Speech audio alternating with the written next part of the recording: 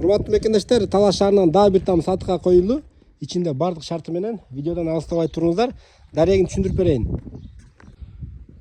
Дареги туугандар, Нуржанова 9 даректе. Нуржанова кайсы көчө десеңиздер, Фрунзе көчөнүн үстү, Чапаева көчө менен келип эле күн батышты көздөй бурулганда, ушул жерде ушундай арча өстүрүлгөн.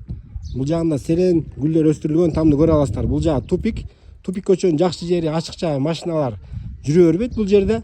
Инфраструктура боюнча туугандар мектептерге жакын, номер 3 мектепке жакын, номер 4 мектепке жакын, номер 5 мектепке жакын, Фрунзе көчөгө жакын. Бул жагы болсо Оторбай көчөгө жакын, маршруткалар, таксилер байма-бай бул жакта каптайт. Аны да эсиңиздерге салып коеюн. Бисмилла. Киргенде эле мына туугандар гараждын ичинде машина оңдоңго ямасы менен чыккан гараж экен, жеңил машинага ыңгайлуу. Бул жагында склады, кладовкасы, очокканасы мынакей. Тоокканасы, там подвал менен туугандар, 2 бөлмөсү подвал менен. Участок 6 сотых. Бул жерде граница туугандар ошол котлован казылган жерге чейин. Анда эмесе үйдүн ичине киребиз. Бисмилла, киргенде эле бул жерде прихожка.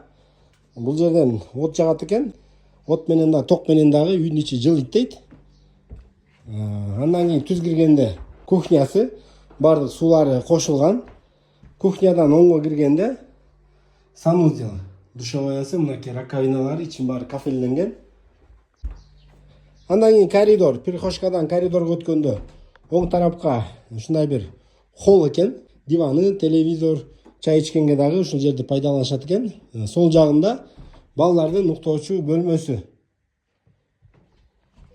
Андан түз киргенде зал, потолоктор ушундай короп болуп жасалган, софиттер тагылган. Залдан оң жака ата-энелердин уктоочу бөлмөсү. Дуаллардын баары шпаклевка тартылган, обойго даяр, кааласаңыздар обой чаптап койсо да болот.